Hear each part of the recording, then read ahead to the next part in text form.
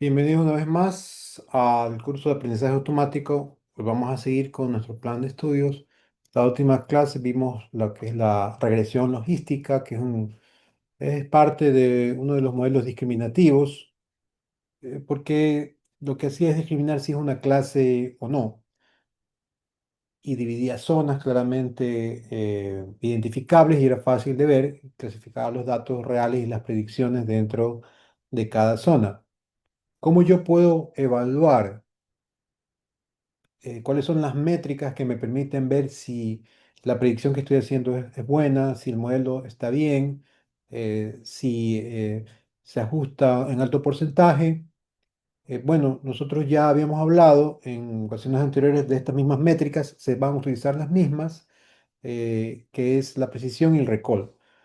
En un modelo de regresión logística como el que estamos estudiando, como se trata de un problema de clasificación binaria, o sea, pues uno o el otro, o multiclase, si son varias clases, las métricas de evaluación más comunes incluyen la precisión o la accuracy, ¿no? Y ya esta fórmula la conocemos, la hemos visto, pero vamos a repasarla, que es el TP, que son los true positive, o sea, los verdaderos positivos, más los TN, los negativos verdaderos, sobre los positivos verdaderos, más los negativos verdaderos, más los falsos positivos y más los falsos negativos, y me da esta métrica que se llama precisión. Y en esta métrica pues están todos los elementos de la matriz de confusión, los que tenemos en la matriz de confusión para sacar en porcentaje qué tan preciso es este modelo de acuerdo a la matriz de confusión que hemos elaborado. La otra métrica eh, que mide la proporción de verdaderos positivos, que es precisión nuevamente. Hay el accuracy y la otra es que es precision en inglés. Lo que pasa es que el accuracy traducido al español es precisión, pero en inglés hay dos distinciones. Hay el accuracy, que es de toda la matriz de confusión, y precision es solamente basados en los verdaderos positivos. Y yo tengo que sacar esto para los verdaderos positivos. Entonces, los verdaderos positivos es precision y es los verdaderos positivos sobre los verdaderos positivos más los falsos positivos, ¿no? Y es útil cuando el costo de los falsos positivos es alto. Cuando el costo de los falsos positivos es alto. ¿A qué se refiere esto? Nosotros habíamos visto que, por ejemplo, en diagnósticos médicos, eh, dar un falso positivo de una enfermedad podría tener un costo muy alto, y dar un falso negativo para, para tener o no una enfermedad, pues también, pero dentro de los dos y comparando, este método de precisión es más utilizado cuando el costo de los falsos positivos es alto. Es decir, una persona que no está enferma, pero da positivo.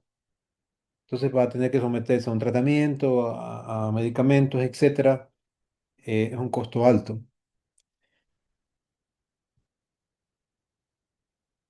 Tenemos el recall. Esto es sensibilidad o tasa de verdaderos positivos. El recall es una variante, una proporción de verdaderos positivos sobre los positivos reales, ¿no? Y TP, los verdaderos positivos, dividido para los verdaderos positivos más los falsos negativos, más los falsos negativos. Aquí tenemos los positivos verdaderos y falsos, y aquí los falsos negativos. Es útil cuando el costo de los falsos negativos es alto. Esto es una proporción que saco entre los verdaderos positivos y los falsos negativos, que como que, o sea, si es falso negativo, está en una clasificación que puedo yo llamar sensibilidad. ¿Qué tan sensible es? Y lo usas cuando el costo de falsos negativos es alto.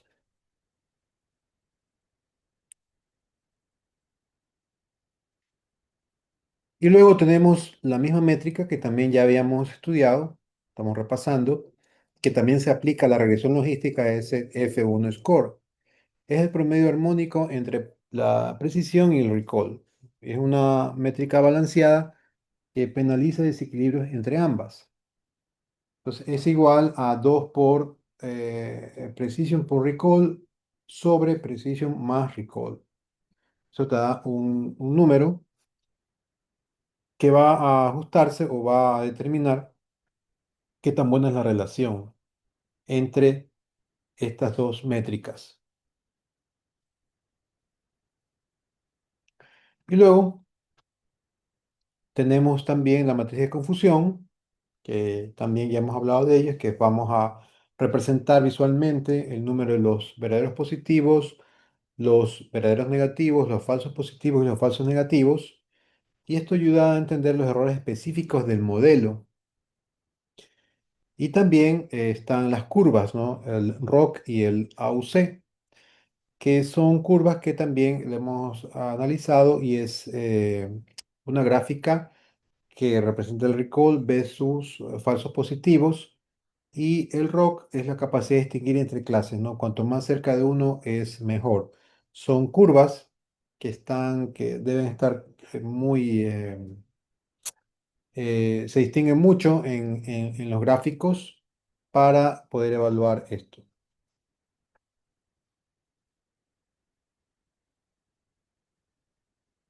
Vamos a ver un ejemplo para ver estas. Bueno, aquí tenemos el ejemplo. Tenemos un código pequeñito donde están nuestros datos. ¿Qué datos son? Es las salidas reales, 01, 01, 01, 01, 01, ¿sí? Y las que el modelo predice, 00010111100, ¿no? Son datos hipotéticos en que yo estoy utilizando pues estas que son predicciones. Entonces, ahí están los comandos. Nuevamente repasamos los comandos que utilizo para sacar el accuracy, el precision, el recall, el F1 score y la matriz de confusión. Y el resultado, ahí está con esos datos, la accuracy 0.7, la precision es 0.75, el recall 0.6, el F1 score es 0.6 y la matriz de confusión es 4123, que son los, eh, los verdaderos positivos, los verdaderos negativos, los falsos positivos y los falsos negativos.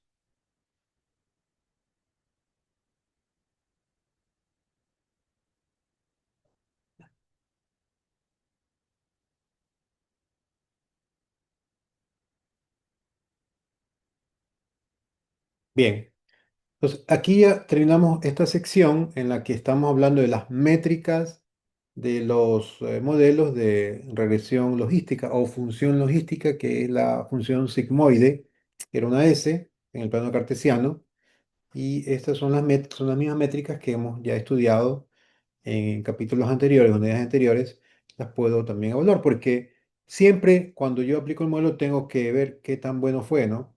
Y aquí están las métricas que me ayudan a calificarlo.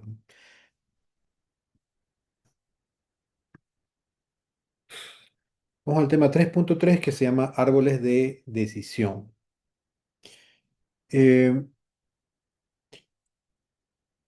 yo sé que ahora no, los programas de educación para programación han cambiado porque la programación es orientada a objetos, pero yo cuando estudié análisis de sistemas, analista programador también, hace mucho tiempo atrás, lo primero para poder entender, el primer curso para poder entender la programación era el flujograma. No sé si han escuchado esa palabra antes, pero el flujograma era un árbol.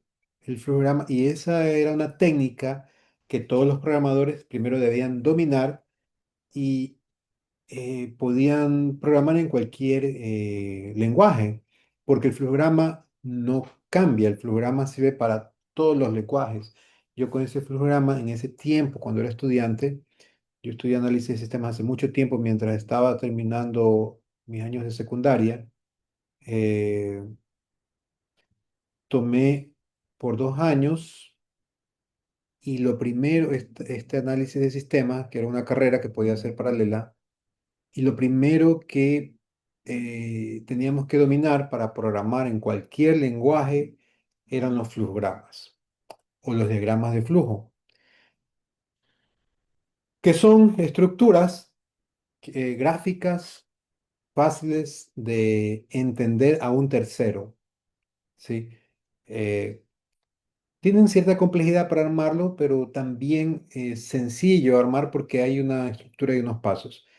Ahora, estos técnicas le llaman árboles de decisión, lo que era el programa, porque ya integra o viene decisiones, ¿no? Van a ser decisiones, pero parte de la decisión era el famoso flowgrama.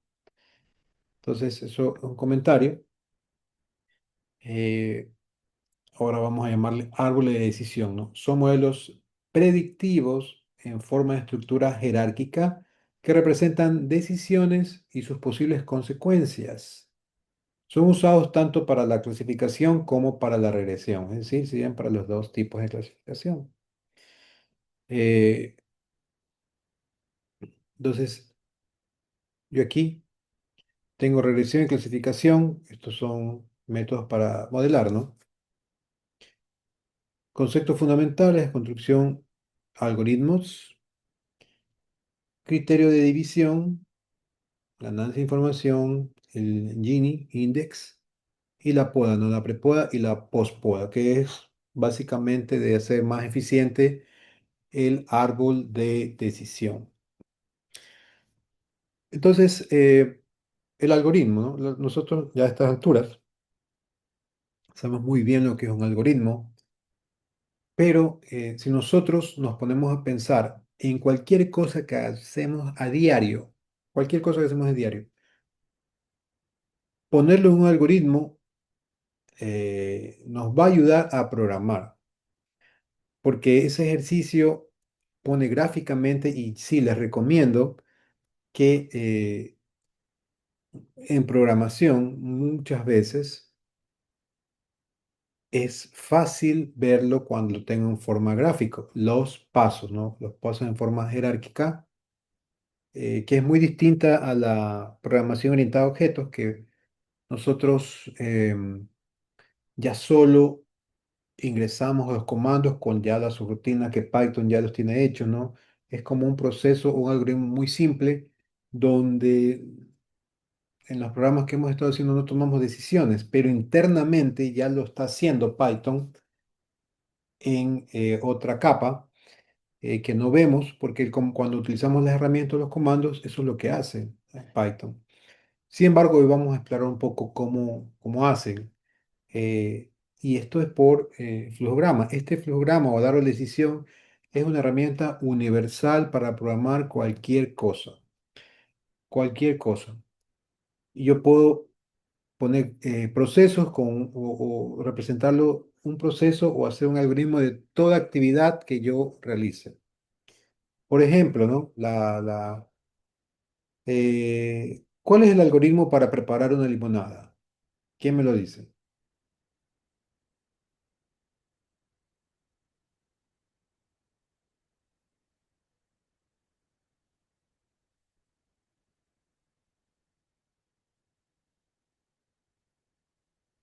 ¿Alguien ha preparado limonada? ¿Cuál es el algoritmo para preparar una limonada? Escoger los limones, partirlos y de ahí exprimirlos ¿Exprimirlos a dónde? en un envase. Falta. O sea, imagínate que tú ese algoritmo lo tienes que dar a otra persona para preparar la limonada. Ese es el objetivo. Cuando tú haces algo y está elaborado de tal forma que cualquiera lo puede hacer, eso es cuando estás bien hecho. Entonces, Ah, tienes una idea, pero no está clara. después de exprimirlos le pongo agua. hielo, azúcar, Ok, ¿y qué más? azúcar al gusto y servir. Ahí dijiste algo clave. ¿Qué pasa si le pones azúcar? Lo pruebas y no te gusta. ¿Qué haces? No, no está dulce. ¿Qué haces? Agregar más, Agregar más. Y luego lo pruebas. ¿Y qué haces? Si todavía no está dulce, agregas más. Ahí hay una decisión, ¿sí? Entonces tú nombraste varios procesos, ¿no? Está bien, yo, eh, para hacer una limonada, yo puedo irme más remotamente, ¿no? A comprar los limones, cogerlos, lavarlos, partirlos, exprimirlos en un vaso con agua. ¿Cuántos limones? ¿Para cuántas personas va a ser? Para una persona, si es para una persona, exprimir 4 limones, si es personas, 20 limones. Esas son decisiones que se van tomando a partir de una pregunta. La pregunta es, pongo azúcar, lo mezclo y pruebo. Y ahí viene la decisión. ¿Me gusta? ¿Está a mi gusto? ¿Siento confort con el jugo? ¿Sí o no? Si es sí, me lo tomo. Si es no, agrego azúcar. Y ahí se queda en un lazo hasta preguntar si está a tu gusto, sí o no. Sí, perfecto, hasta ahí eché azúcar. Me lo tomo. Viene fin. O la otra pregunta es, ¿estoy satisfecho? ¿Calmo mi sed? ¿Quiero más jugo? Sí. Pídete otra vez de la jarra o si no, comienza nuevamente a preparar. Entonces, yo puedo elaborar muchísimo en un proceso y mientras más elaboro y doy a otra persona que puede hacer la tarea y la hace bien, he tenido éxito para hacer mi algoritmo que es un árbol de decisión, ¿no? Un flujograma. Miren que no es programación, no están haciendo nada en Python, es un flujograma para programar PLCs que son equipos industriales, ¿no? Que en cuanto a la entrada de sensores, si tengo una entrada de temperatura de X grados, no sé, 60 grados, voy a mantener prendida la resistencia del horno porque tengo que llegar hasta 70 grados.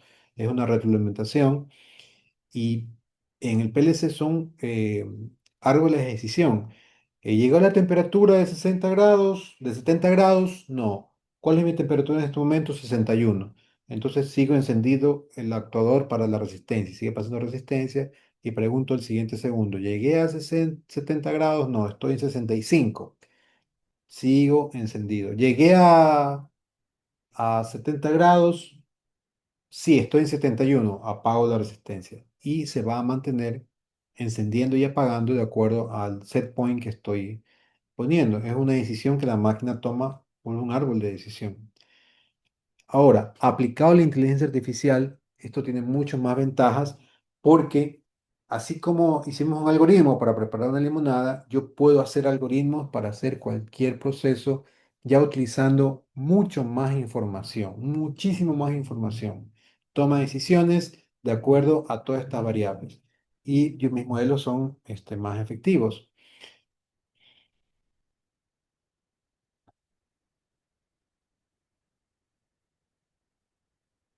Entonces, en el árbol de decisión, ¿no? Aquí, en este tema, describimos los métodos basados en árboles para las tareas de regresión y clasificación. Es decir, para dos tareas, lo que es regresión. ¿Cuándo utilizo regresión? Cuando es un modelo lineal, polinomial, eh, un modelo que se acerca a una curva, ¿no? Y cuando es clasificación, pues son por etiquetas, ¿no? Ya la regresión logística podría ser una acción, pero los árboles de decisión me sirven para ambas tareas. Estos modelos implican estratificar o segmentar el espacio de características en una serie de regiones simples. Para hacer una predicción para una observación determinada, normalmente se utilizará la media, la media o la moda de las observaciones de entrenamiento en la región a la que pertenece. Dado que el conjunto de reglas de división utilizadas para segmentar el espacio de predictores se puede resumir en un árbol, Estos tipos de enfoque se conocen como métodos de árbol de decisión. Los árboles de decisión son una de las técnicas más populares dentro del campo de aprendizaje automático. Se llevan utilizando durante muchos años en el área de la minería de datos, ¿no? Y se trata de métodos simples y fáciles de implementar. Esto es muy, muy antiguo.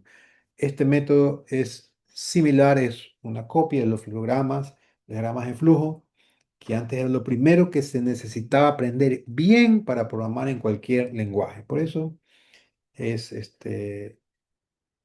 bueno, va a ser nos va a permitir con la inteligencia artificial, con las etiquetas, hacer un modelo mucho más efectivo. El proceso de construcción de un árbol de decisión se lleva a cabo de manera recursiva y puede resumirse en los siguientes pasos. Selección de la característica de división, ¿sí? Seleccionar la característica y el punto de división que mejor separa las clases o reduce la varianza en el caso de la regresión. Esto se hace evaluando diferentes criterios de división, como la ganancia de información, la reducción de la impureza de Gini o la reducción de la varianza, ¿no? Este es un parámetro Gini que lo vamos a ver, vamos a estudiar. ¿Qué es? Tengo que escoger un punto de división. ¿Qué es lo que hace característica a una clase u otra? Cuando hablamos de la limonada, ¿no? En la decisión de poco más azúcar o no, va a depender de que la limonada esté simple o esté dulce. Entonces, una clasificación así es la que tengo que buscar, o es una o es lo otro, y me da una característica, la característica de que si la limonada me va a representar un confort, sí o no, si está dulce. Pero podemos elaborar más. Y si está dulce en grado cero, en grado uno, en grado 2, en grado 3, porque también muy dulce o con exceso de azúcar tampoco es agradable. Entonces hay una etiqueta que vamos a poner, en este caso, eh, si o no cumple o satisface la necesidad del usuario. Y esta característica pertenece a una clase u otra, pero es decisiva. Por eso dice seleccionar la característica de división. Porque yo puedo tener varios productos o varias etiquetas que son muy similares, tienen muchas características iguales, y si el modelo tiene esas entradas, no va a poder discriminar entre el uno y otro. Entonces tengo que ver la característica de división, tengo que pensar para eso, tengo que tener un criterio para poder escoger la característica que marca la diferencia entre uno y otro. División del nodo, ¿no? Dividir el nodo en dos nodos hijos utilizando la característica del punto de división, seleccionando el paso anterior. Yo llego a un nodo, ¿sí? Y voy por dos caminos. Llego a un nodo, una división, un hito. Llego hasta el nodo que es. El nodo es la tarea. Nuevamente con la limonada, ¿no? Estoy, corto los limones, un nodo. El otro hito. Exprimo los limones, el otro hito. Pongo, puede ser sí, ¿para cuántas personas es primero, no? Dos personas. Exprimí un limón y tengo un lazo hasta tres limones. El limón uno, limón 2 y limón 3. Perfecto. ¿Está dulce? Sí o no. Esos son la división del nodo. Cuando llego a hecho azúcar, mezclo, ahí en dos, mezclo, el siguiente paso es pruebo, hago el test de limonada. Y en el test va a haber dos caminos, ¿no? Eh, agradable, no agradable. Puede ser que esté muy ácido, puede ser que esté muy dulce. Agradable, no agradable. Agradable va al siguiente, me quedo en el proceso de eh, ya de consumir la limonada y termino el proceso. Por el otro lado, no agradable, aquí tengo opciones además.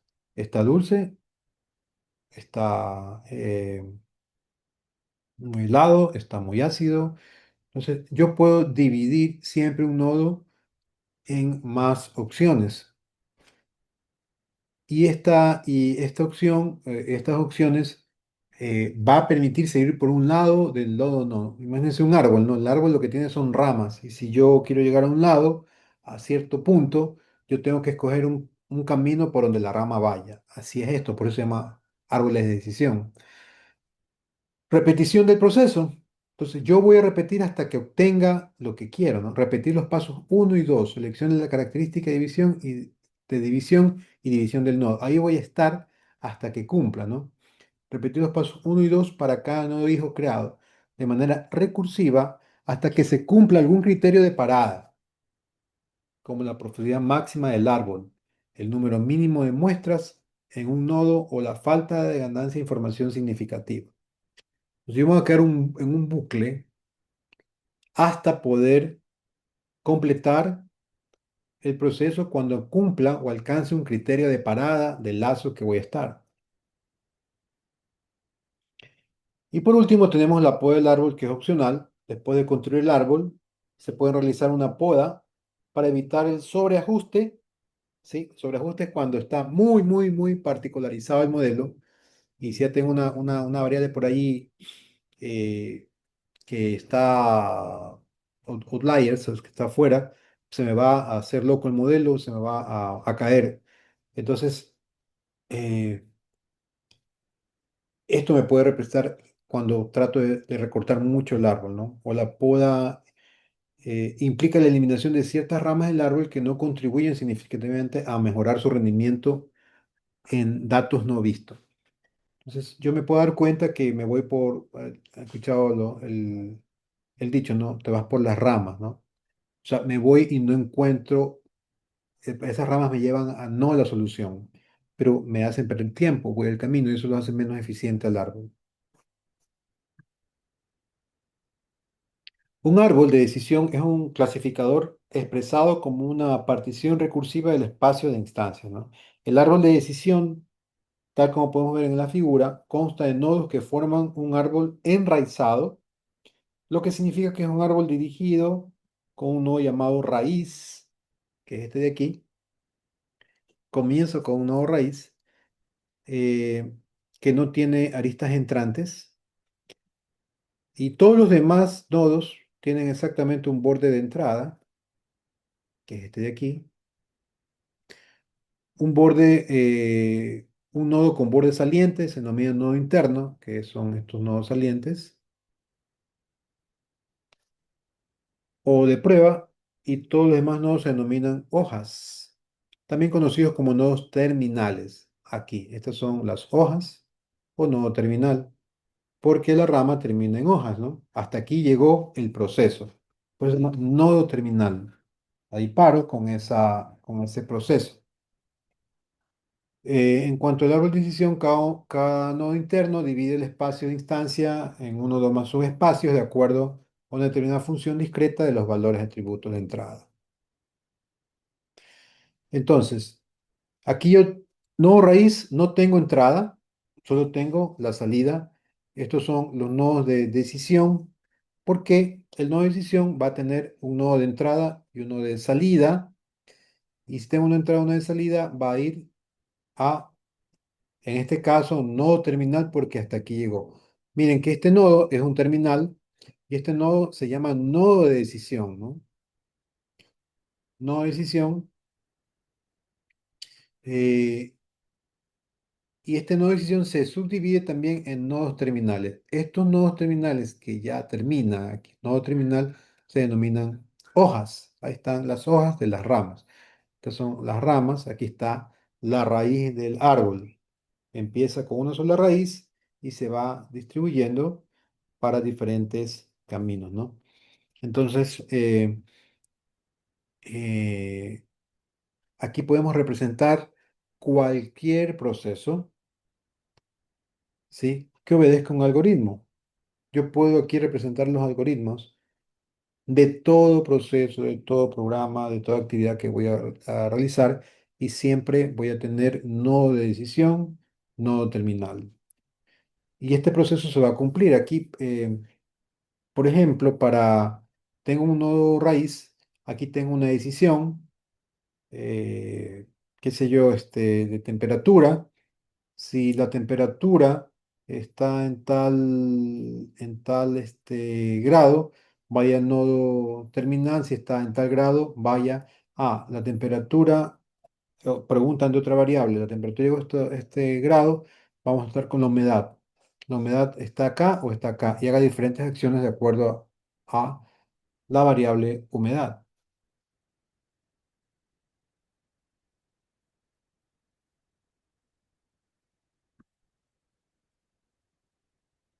En el caso más simple y frecuente, cada prueba considera un único atributo, ¿no? El modelo del espacio de instancias se divide según el valor del atributo. El atributo es la característica. En el caso de atributos numéricos, la condición se hace referencia a un rango. Entonces aquí tenemos otro ejemplo de un árbol de decisión. Aquí comenzamos, ¿no? La raíz es esta porque no tiene entrada. Aquí tenemos, esto es una hoja, un nodo terminal. Aquí tenemos un nodo de decisión que va a otro nodo de decisión, a que va a otro nodo de decisión. Y aquí están hojas o nodos terminales. Y acá tenemos otra ramificación hasta los nodos terminales o las hojas que están acá. Cada hoja se asigna a una clase que representa el valor objetivo. De aquí hasta aquí ya termino. La hoja es una clase.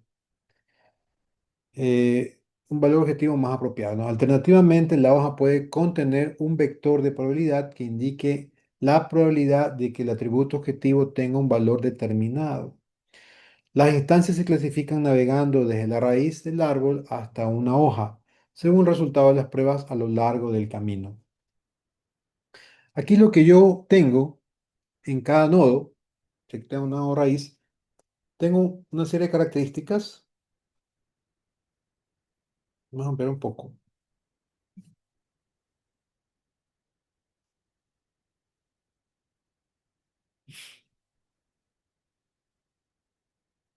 Tengo una serie de características que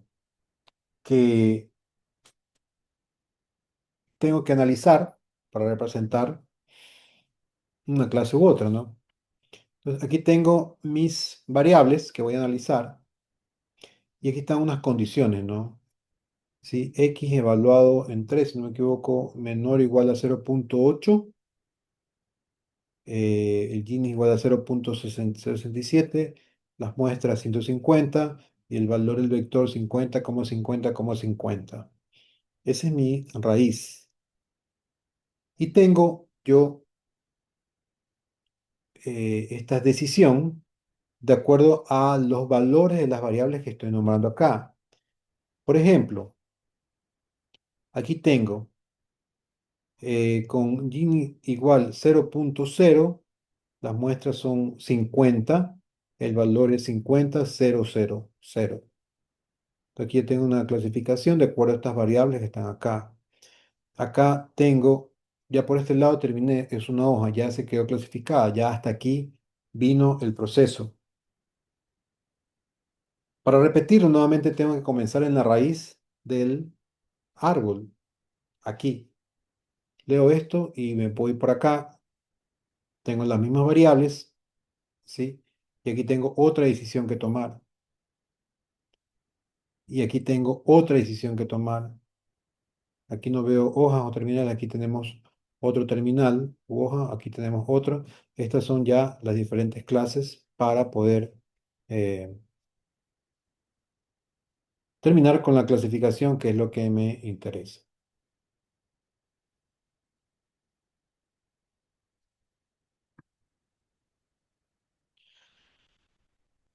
En esta representación del árbol de decisión, ¿no? Cada nodo del árbol representa una pregunta sobre una característica específica. Cada nodo de decisión es una pregunta o una condición, mientras que las ramas indican las posibles respuestas y las hojas muestran las clases de flores resultantes, ¿no? En ese ejemplo que estamos viendo son una clasificación de flores, ¿no? El árbol proporciona una estructura visual intuitiva para comprender cómo se toman las decisiones de clasificación en el modelo. En el caso de los atributos numéricos, los árboles de decisión se pueden interpretar geométricamente como una colección de hiperplanos. cada uno ortogonal, o sea, perpendicular a uno de los ejes. Según Spreeman, la complejidad del árbol tiene un efecto crucial en su precisión. La complejidad del árbol está controlada explícitamente por los criterios de parada utilizados y el método de poda empleado. Por lo general, la complejidad del árbol se mide mediante una de las siguientes métricas: el número total de nodos, el número total de hojas, la profundidad del árbol y el número de tributos utilizados. Atributos utilizados. La inducción de árboles de decisión está estrechamente relacionada con la inducción de reglas. Cada camino desde la raíz de un árbol de decisión hasta una de sus hojas se pueden transformar en una regla, simplemente uniendo las pruebas a lo largo del camino, para formar la parte de antecedente y tomarlo la predicción de clase de la hoja como un valor de clase. Es que cada vez que yo tomo una decisión, yo ya formo una regla para el proceso, ¿no?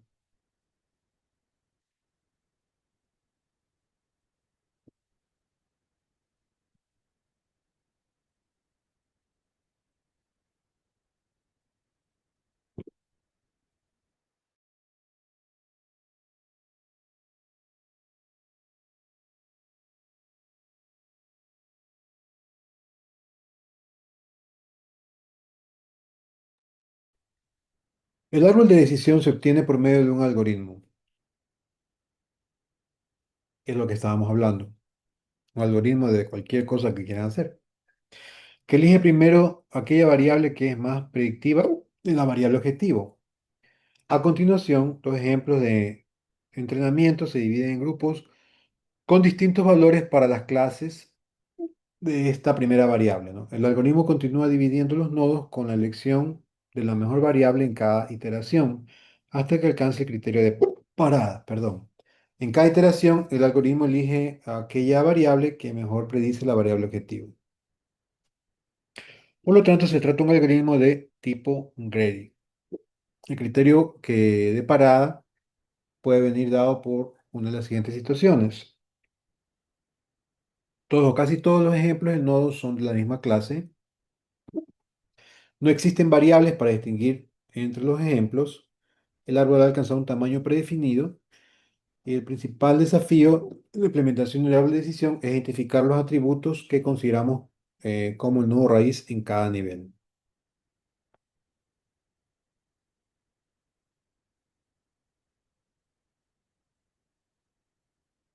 Perdón, un ratito.